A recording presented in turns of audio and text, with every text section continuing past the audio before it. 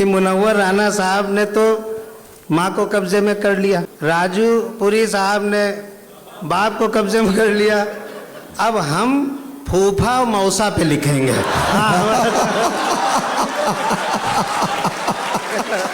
मैं अक्सर देखता हूँ दिन में कि एक मोटरसाइकिल जा रही होती है, उस पर दो लोग बैठे होते हैं, फिर भी पिछली सीट खाली होती है। तो यानी नीचे बैठने वालों को सम्मानित किया जाता है। भगवान आप सबको और नीचे ले जाए।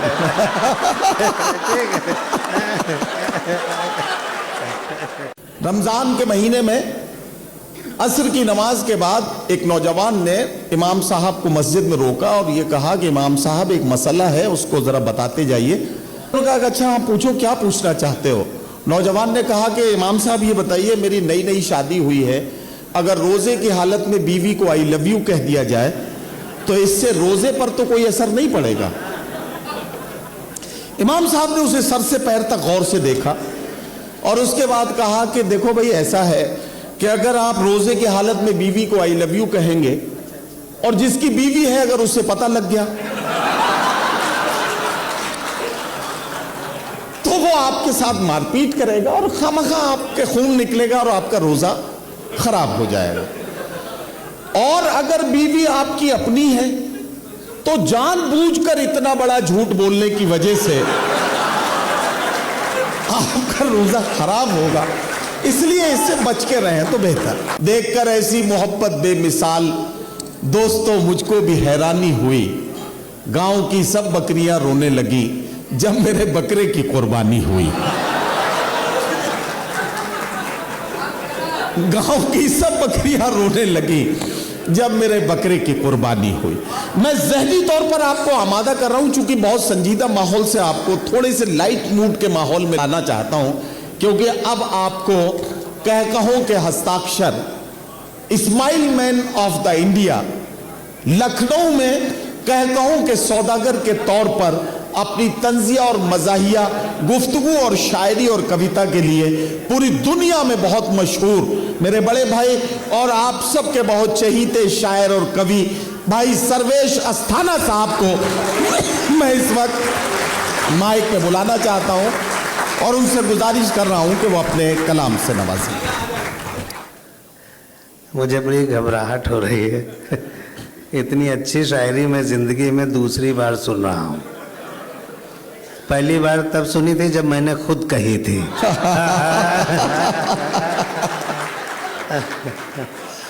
और बहुत अच्छा लग रहा है। मतलब एक चीज तो तय है रेहान भाई कि हमारे लखनऊ वालों के पास कोई काम धाम है नहीं, सब खाली बैठे हैं, चले आए ना सुन रहे हैं। क्या एक बार ताली बजाओ इसी तरह से करो तो। ये हमारे भैया हैं नदीम फर्रुख, इन्होंने जब शुरुआत करी तो कहा कि वो जो मेज़बान हैं वो थोड़ा कम कम करें। मेज़बानों ने भी नहीं सुना। और ये जो साकिए में खाना है हमारे, ये तो औरों नहीं सुन रहे। ये एक शायर को बुलाने से पहले 15 मिनट बोलते हैं और जब वो चला जाता है तो फिर 20 मिनट बोलते हैं। अब हमसे कहते हैं कि 9 बजे ख़त्म करना है, बताओ कैसे ख़त्म होगा। बहुत अच्छा, मैं कहीं से शुरू करूँगा जी। आज बहुत अच्छी शायरी हुई, पिता पर हुई, माता पर हुई, सब पे हुई। मुझे एक चीज़ कहनी है कि मुनव्वर राना साहब ने तो माँ को कब्जे में कर लिया, राजू पुरी साहब ने बाप को कब्जे में कर लिया, अब हम फूफा और मौसा पे लिखेंगे।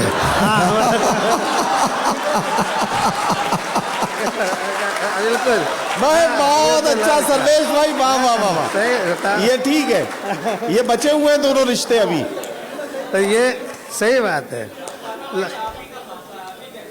ये हम ही कह सकते हैं। रेहान भाई कह रहे हैं कि सर्वेश भाई आप ये कह सकते हैं, मूर्खतापूर्ण बातें सिर्फ हम ही कर सकते हैं। कोई नहीं कर सकता। इसमें कोई दम थोड़ी थी इस बात में। हमने कहा आप लोग हंस लिए, यही होता है। हमारे हैदर चचा बैठे हैं, 12 बंकी से चल के आ जाते हैं। मेराज भाई बैठे, सब बैठे, सब लोग बहुत बढ़िया बढ़िया बैठे, खूब शानदार। हमारा भी गैंग बैठा है पीछे छोटा सा, आप लोग ताली बजा दो हमारे गैंग वाले। वाह। ये बलवंत अपने कॉलेज से लाते हैं स्टूडेंट। हाँ हाँ, वो जो अमरीश ठाकुर है वो अपनी मल्टीनेशनल कंपनी के एम्प्लॉय लाता है। अब उन्हीं को सुन के देखो, सुना के दोनों निकल लिए। अब हमको घबराहट है कि हमारा पेमेंट कौन करेगा। बड़ी दिक्कत हमको हो रही है।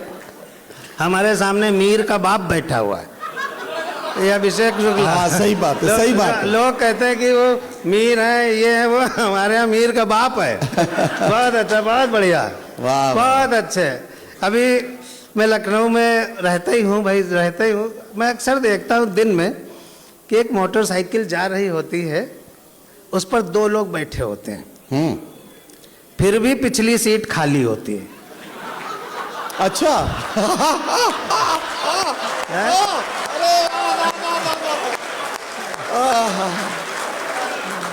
इसमें तो बलवंत के गैंग को ज्यादा ताली बजानी चाहिए थी। फिर भी अब वो देखे, बस मैं यहीं से बात शुरू करता हूँ। मैं समय कम लूंगा नदीम फर्रुख। नहीं, आप आराम से पढ़िए, कोई बात नहीं। वो अक्सर मल्टीनेशनल कंपनी आ गई। वो अक्सर बाइक पर मुझको बिठा कॉलेज पहुंचता है। थोड़ी वाह वाह करो हल्की हल्की। हाँ, चंद्रा सर। वो अक्सर बाइक पर मुझको बिठा कॉलेज पहुंचता है, मैं उसकी प्रेमिका हूं, वो यही शायद समझता है। हाँ, शायरी दिखेगी। अच्छा, ये आदमी बदल गया। ये हमारे साथ सब होता है। कल्याण सिंह गए, मायावती बैठ गई आके। उन्होंने कहा मल्टीनेशनल भी दिखना चाहिए यहाँ पे। ये होता है। वो अक्सर बाइक पर मुझको बिठा कॉलेज पहुंचता है, मैं उसकी प्रेमिका हूं, वो यही शायद समझता है। बड़ा बेवकूफ है। लड़कों सुनो, लड़कों को सुना रहा हूं। वो अक्सर बाइक पर मुझको बिठा कॉलेज पहुंचता है, मैं उसकी प्रेमिका हूं, वो यही शायद समझता है। बड़ा बेवकूफ है, नादान है, बुद्धू है, पोंगा है। वो अक्सर बाइक पर मुझको, खूब बढ़िया तालियां बजाना, वाह वाह करते हैं। वो अक्सर बाइक पर मुझको बिठा कॉलेज पहुंचता है, मैं उसकी प्रेमिका हूं, वो यही शायद समझता है। बड़ा बेवकूफ है, नादान है, बुद्धू है, पोंगा है, मैं तो इसलिए जाती हूं मेरा खर्च बचता है। डॉक्टर हरिओम जी सामने बैठे हैं, IAS हैं, बहुत तगड़े IAS हैं। और नहीं, सही में तगड़े हैं। अच्छा, हम तारीफ कर रहे हैं तब भी लोग हंस रहे हैं। हम अगर अभी कह दें कि हमारे पिताजी मर गए तब भी आप हंस दोगे। ये बहुत तगड़े IAS हैं। और इनको जब मैं देखता हूँ तो मुझको मेरे पिताजी याद आ जाते हैं। भगवान कसम, झूठ आज तक बोला ही नहीं है, कभी झूठ नहीं बोला, आज तक नहीं बोला, नहीं बोले नहीं। पिताजी याद आते हैं। बिल्कुल सच्ची घटना बता रहा हूँ। मेरे पिताजी चाहते थे कि मैं भी IAS बनूं। हर बाप चाहता हो भले टीचर हो। हाँ, खुद नहीं बन पाते, लेकिन लड़कों से चाहते हैं बन जाए। तो नहीं, बिल्कुल भगवान कसम सच्ची, झूठ आज तक बोला ही नहीं है। तो चाहते थे IAS बने। तो हमने IAS का प्रीलिम्स एग्जाम दिया। मार्कशीट तो आई डॉक्टर साहब, लेकिन नंबर वहीं रह गए। एक नंबर नहीं। पिताजी बहुत नाराज, बोले इसको घर से निकाल देंगे। एक ख्वाहिश जताई है कि IAS बन जाओ, नहीं बन रहा है। तो हमने दोबारा फिर दिया, फिर -85 नंबर आए। -85। पिताजी, बिल्कुल सच कह रहा हूँ अमीर हैदर चचा, पिताजी ने कहा इसको निकाल दो, इसने खानदान की इज्जत जो है बट्टे में लगा दी है, निकाल देंगे। हमारे टाइम के बाप लोग डायरेक्ट नहीं आते थे, अम्मा के थ्रू आते थे। हाँ, सही। अम्मा आई हमारे पास, बोली भैया तो बाबू बहुत नाराज हैं और घर छोड़ दो। उन्होंने कहा कल से दिखाई न पड़े। अच्छा, पिताजी हमारे थे खूंखार बहुत, तो छोड़ना ही था घर, और कोई ऑप्शन था ही नहीं। फिर उनकी ममता जगी हमारी अम्मा की, बोली ऐसा करो जाओ बाबू के पैर पकड़ लो, हो सकता है तुमको माफ कर दे, आखिर बाप तो तुम्हारे ही हैं। तो हम गए, हमने उनके पैर पकड़ लिए, हमने कहा बाबू जी हमको माफ कर दो, एक मौका दो, हम आईएएस से भी ऊपर उठ के दिखाएंगे। आज नीचे बैठे, मैं ऊपर खड़ा हूँ। आज आज आज जाके आज वाह वाह वाह वाह। आज जाके आज जाके हम अपने पिताजी की इच्छा पूरी कर पाए। आपने मेरे बारे में कुछ कहा होगा? वो एक हमारे यहाँ कहावत है, कनवा बैर बयारिन सनके। आपके बारे में कुछ नहीं कहा, हमने बस ये कहा कि आ गए हैं। अच्छा अच्छा। हमको अपनी स्थिति जंगल के बंदर की तरह लग रही है। वो मौके से याद आया है, क्या था, शेर जंगल का राजा था, जब देखो तब शेर राजा, जिधर नजर जाए तो शेर ही राजा। जंगल वाले ऊब गए, बोले यार एक ही शासन है, एक ही सत्ता है, मोनोटोनी हो गई, बदलाव करो। बोले क्या बदले? बोले राजा बदलो। किसको राजा बनाए? बोले जो खूब एक्टिव हो उसको राजा बनाओ। तो बंदर को जंगल का राजा बना दिया गया, जैसे हमारे नदीम फर्रुख को संचालक बना दिया गया। नहीं सही, झूठ थोड़ी, बहुत बढ़िया कर रहे हैं। तो बंदर, एक बार ताली बजा दे जरा।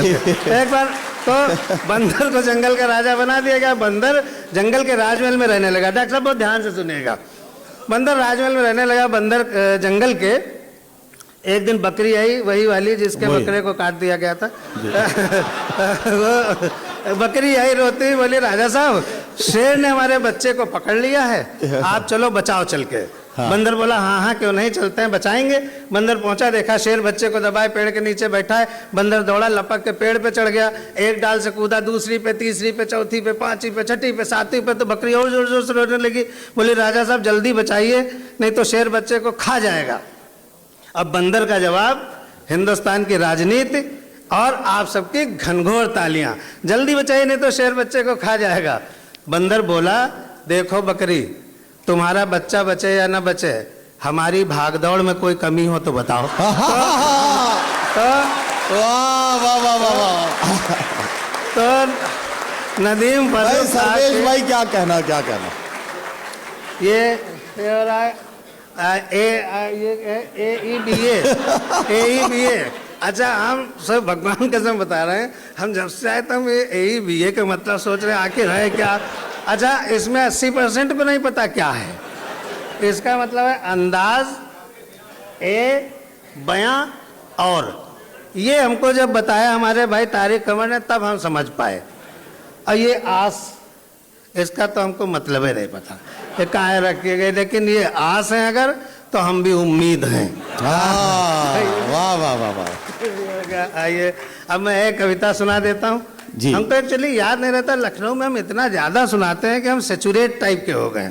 हम हाँ सेचुरेट टाइप के हो गए। हमको लगता है कि हम सामने बैठा करें बस। डॉक्टर साहब को आज सम्मानित किया गया, कुछ किया ही होगा इन्होंने।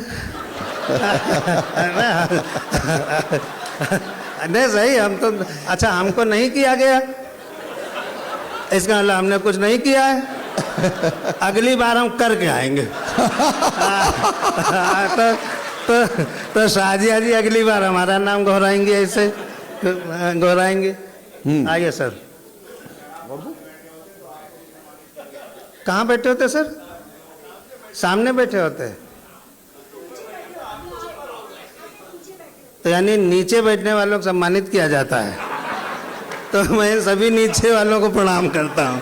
भगवान आप सबको और नीचे ले जाए। ठीक है।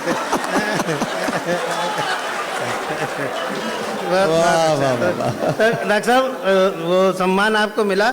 मैंने जो जिंदगी में पहली कविता लिखी थी जी, मैं 9th क्लास में था या 10th क्लास में था, वो कविता मैं आपको सुनाता हूँ।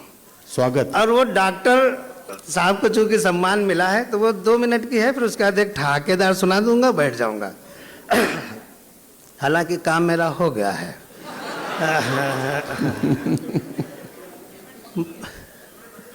क्या है वो बोलना, पेमेंट पक्की है क्या है? ये दोनों किनारे बैठे। एक मल्टीनेशनल का है, एक प्रोफेसर है। पता नहीं आपने हाल वाल दे दिया है, देखिए क्या होता है। हम लोगों की किस्मत क्या होती है। मैंने एक कविता बनाई, जी। सबसे पहले वो कविता एक डॉक्टर को सुनाई। ये 9th क्लास के बच्चे की लिखी कविता है, इसलिए आज का सर्वेश अस्थाना उसमें मत तलाशिएगा, लेकिन आपको अच्छा लगेगा। मैंने एक कविता बनाई, ये डॉक्टर साहब आपको समर्पित करता हूँ। आप ये तो मजाक की बात है, लेकिन मैं आपका बहुत फैन हूँ। मैंने एक कविता बनाई, सबसे पहले वो कविता एक डॉक्टर को सुनाई। डॉक्टर मेरी पूरी कविता सहन कर गया, कविता खत्म होते होते बेहोश होकर गिर गया।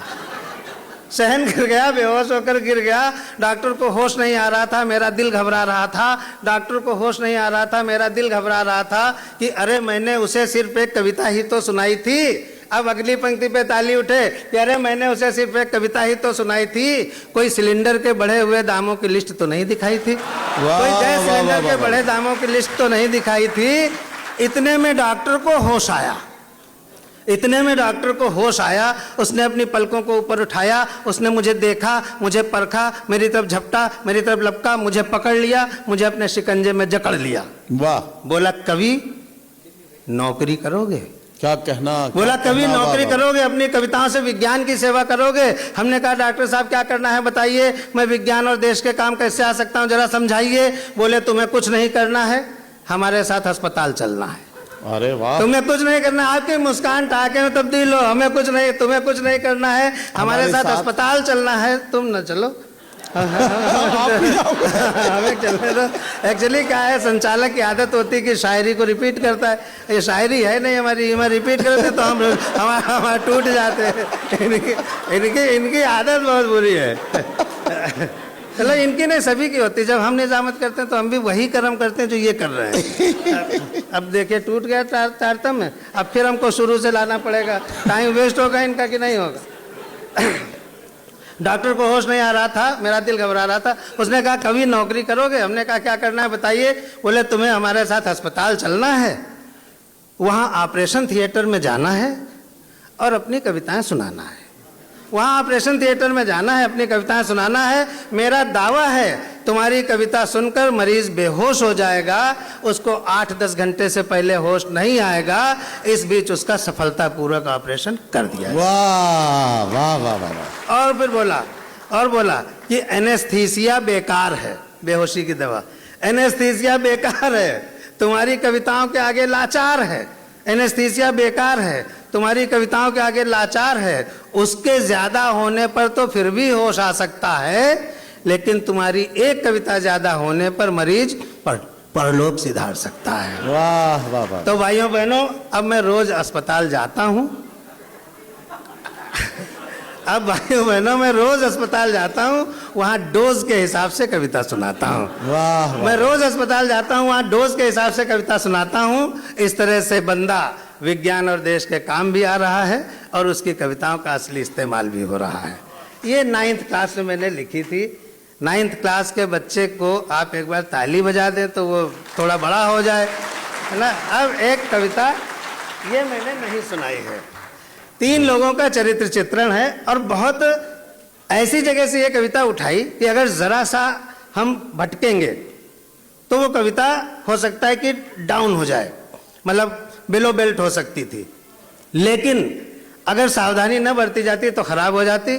लेकिन ये मेरे जीवन की वो कविता है जिसने मुझे बहुत एप्रिसिएशन दिलवाया और बहुत मैंने इस कविता के माध्यम से लोगों की तारीफ पाई। सेंसिटिव जगह से उठी हुई कविता है, लेकिन है मुस्कान और ठाके की कविता। एक बार थोड़ी सी ताली बजा दीजिए, 4-5 लोग मैं सुनाता हूँ। 3 लोगों का चरित्र चित्रण। चरित्र क्या होता है कि आदमी अपनी टेंडेंसी नहीं छोड़ता। जैसे एक बस कंडक्टर की शादी हुई तो जब वो अपनी पत्नी के पास पहुंचा तो उससे कह रहा है उधर खिसको, एक सवारी और बैठेगी। तो ये होता है टेंडेंसी। तो मैं टेंडेंसी का व्यंग्य सुनाता हूँ। ये हास्य भी है, व्यंग्य भी है और सर्वेश अस्थाना भी है। नेता, पुलिस और वकील, 3 लोगों का चरित्र चित्रण है। कमल हाथवी साहब बैठे हैं, बड़े अफसर हैं, ये हमारा कुछ नहीं बिगाड़ सकते हैं। नहीं, भगवान कसम कुछ नहीं बिगाड़ सकते हैं। आजकल 2000 पढ़ रहे हैं, वो है मेरे पास। नेताजी ने शादी रचाई, अपनी जन्मजात लेट लतीफी की आदत के कारण पहली रात चौथे दिन मनाई। नेता कहीं भी टाइम से नहीं जाता, बट टेंडेंसी पर याद रखिए। बहुत अच्छी कविता है, निश्चिंत होकर के सुनिए एक बार। हाँ बजा दो ताली, बजा दो, बजा दो। पॉलिटिकल लोग ताली बजा रहे हैं। नेताजी ने शादी रचाई, अपनी जन्मजात लेट लतीफ़ी की आदत के कारण पहली रात चौथे दिन मनाई। कक्ष में प्रवेश के समय फीता काटा गया। सारी वही हरकतें होंगी, मुस्कान को उठा के बदलना है। कक्ष में प्रवेश के समय फीता काटा गया, सिर्फ उनके समर्थकों के ही बीच में मीठा बांटा गया। वाह। कक्ष में प्रवेश के समय फीता काटा गया, सिर्फ उनके समर्थकों के ही बीच में मीठा बांटा गया। उसके बाद नेताजी ने पत्नी के चेहरे का अनावरण किया। क्या कहना? अगली पंक्ति पर ठाका ताली सब आ ही जाना चाहिए, मुझे लगता है नहीं आए तो आप जानो। बोला हाँ। उसके बाद नेताजी ने पत्नी के चेहरे का अनावरण किया और उनके समर्थक नदीम फर्रुख ने वहीं पर शिलालेख जड़ दिया। उसके बाद नेताजी ने पत्नी के चेहरे का अनावरण किया, उनके समर्थकों ने वहीं पर शिलालेख जड़ दिया कि आज तारीख इतने इतने को नेताजी ने अपने समर्थकों की उपस्थिति में पत्नी के चेहरे का अनावरण किया। और जीवन भर अब व्यंग्य की भाषा बोलता हूं, आपकी समझ की परीक्षा। उसके बाद समर्थकों ने वहीं पर शिलालेख जड़ दिया कि आज तारीख इतने इतने को नेताजी ने अपने समर्थकों की उपस्थिति में पत्नी के चेहरे का अनावरण किया। वाह। और जीवन भर उसके विकास हेतु कृत संकल्प होने का आश्वासन दिया। आश्वासन दिया। नेताजी के सहयोगी दल के कुछ नेता वहीं पर खड़े थे। नेताजी के सहयोगी दल के कुछ नेता वहीं पर खड़े थे, कमरे के बाहर ही अड़े थे। नेताजी ने कहा, भाइयों आप यहाँ क्या कर रहे हैं?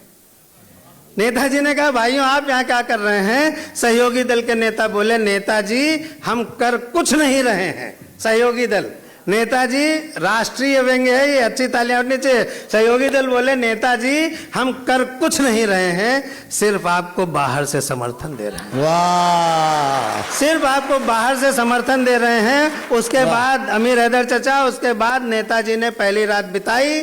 रात भर पत्नी को कश्मीर, पंजाब, तमिल, बोडो, उल्फा और श्रीलंका समस्या समझाई। वाह।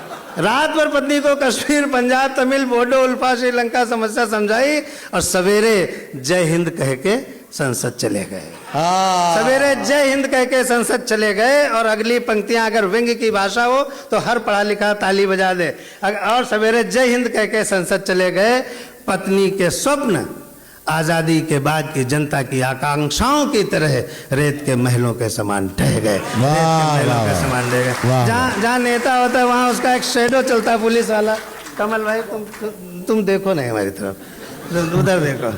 जब पुलिस वाला चलता है उसके पास एक छोटी सी बंदूक होती है, उस बंदूक में चारों तरफ छेद होते हैं। अच्छा हम तो मतलब शरीफ आदमी, हमको पता ही नहीं उसे किस छेद से गोली निकलती। नहीं बिल्कुल अभिषेक झूठ नहीं बोल रहा है, मीर के पिताजी झूठ नहीं बोल रहा हूँ मैं। तो एक दिन हमने एक पुलिस वाले से पूछ लिया, अब मेरे लफ्जों पर जुड़े रहिएगा नहीं तो मजा चला जाएगा। हमने एक पुलिस वाले से पूछ लिया, भैया इसमें गोली किस छेद से निकलती है? बोला मार के बताएं।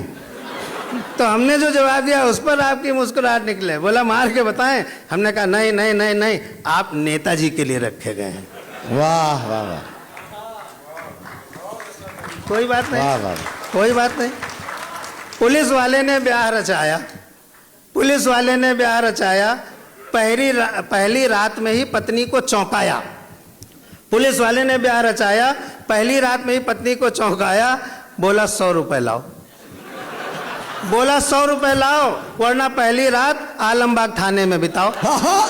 बोला 100 रुपए लाओ वरना पहली रात आलमबाग थाने में बिताओ। अरे मैं तो 100 ही मांग रहा हूँ। तालियों का अंबार उठाइए। बोला अरे मैं तो 100 ही मांग रहा हूँ, अभी इंस्पेक्टर साहब आएंगे, 1000 से कम में नहीं जाएंगे।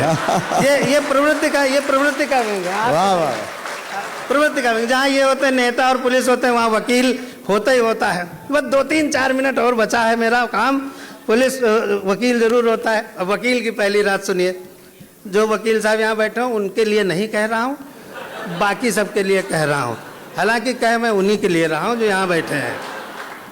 वकील, हमको खुद हंसी आती है। वकील साहब ने पहली रात में गीता उठाई। वकील साहब ने पहली रात में गीता उठाई, पत्नी की ओर बढ़ाई, बोले कहो, बोले कहो, भगवान को हाजिर नाजिर जानकर कहूंगी, जो कहूंगी सच कहूंगी, सच के सिवा कुछ नहीं कहूंगी। पत्नी ने सच बता दिया, सवेरे वकील साहब ने तलाक दिला दिया। वाह। और आखिरी टुकड़ा, जब इन तीनों लोगों का हमने सुनाया तो इन तीनों ने हमें पकड़ा, बोले बहुत बड़े कवि बनते हो, अगर हम तीनों अपने पास जाएंगे तो कहीं के नहीं रहोगे, अनिल अंबानी से भी बुरी हालत करेंगे तुम्हारे, तो अपनी भी बताओ। तो कवि की भी पहली रात बतानी पड़ी जी। अंतिम टुकड़ा। एक कवि ने शादी रचाई, एक कवि ने शादी रचाई, अपनी पत्नी ससुराल से अपने घर मंगाई, क्योंकि खाली नहीं था ना, कवि सम्मेलन था उसका, मुशायरा था, तो जा नहीं सकता, वो छोड़ नहीं सकता, कुछ भी हो जाए।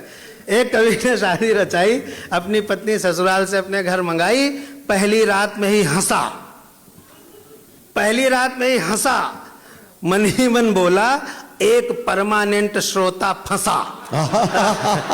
मन ही मन हंसा, मन ही मन बोला एक परमानेंट श्रोता फंसा।